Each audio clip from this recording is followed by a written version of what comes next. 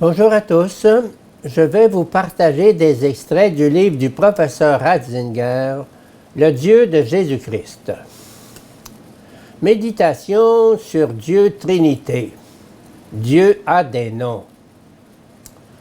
Ce sentiment angoissant de l'absence de Dieu qui nous caractérise tous aujourd'hui est formulé dans une fable juive plusieurs fois séculaire. Cette fable, la voici. Un jour, le prophète Jérémie réussit avec son fils, par une certaine combinaison de mots et de lettres, à créer un homme vivant. Sur le front du golem, l'homme fait par lui-même, étaient inscrites les lettres qui avaient servi à dévoiler le mystère de la création. Yahvé est la vérité. Le golem retira une des 7 lettres qui forment cette phrase en hébreu, et voici que l'inscription disait ceci: « Dieu est mort ». Le prophète et son fils, remplis de terreur, demandèrent au golem ce qu'il faisait là. Voici quelle fut la réponse de l'homme nouveau. « Depuis que vous savez créer l'homme, Dieu est mort.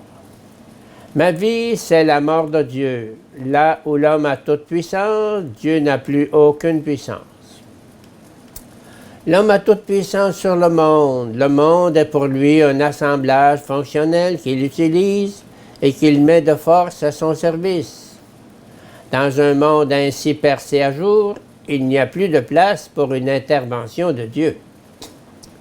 Toute aide apportée à l'homme ne peut venir que de l'homme, parce que la puissance sur le monde n'existe que chez l'homme et il n'y a plus de Dieu. La connaissance de Dieu dépend du rapport que l'homme établit entre soi et le monde, entre soi et sa propre vie, ses expériences et ses décisions fondamentales dans les imbrications réciproques du je, du tu et du nous, déterminent si l'homme voit ou non, dans le fait que le tout autre est déjà là et préexiste, une concurrence, un danger ou un motif de confiance. Dans l'histoire religieuse de l'humanité, qui s'identifie tout à fait, jusque dans les grandes civilisations, à leur histoire culturelle, Dieu apparaît partout comme l'être qui est tout Dieu, comme la vision même.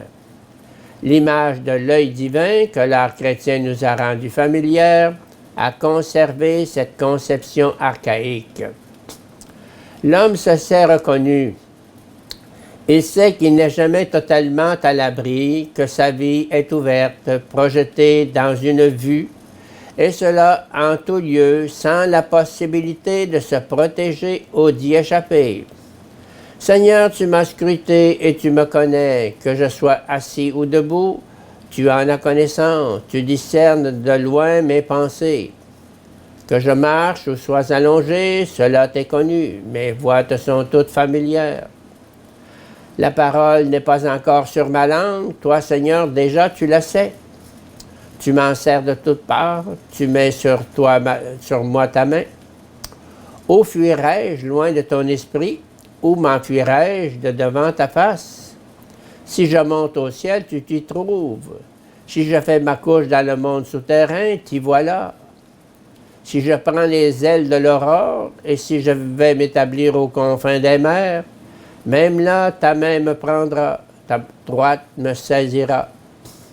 Si je disais que la ténèbre me recouvre, qu'au lieu de lumière, la nuit m'environne, même les ténèbres ne seraient pour toi point ténébreuses. La nuit serait lumineuse comme le jour, les ténèbres seraient comme la lumière. Psaume 139, 1, 12.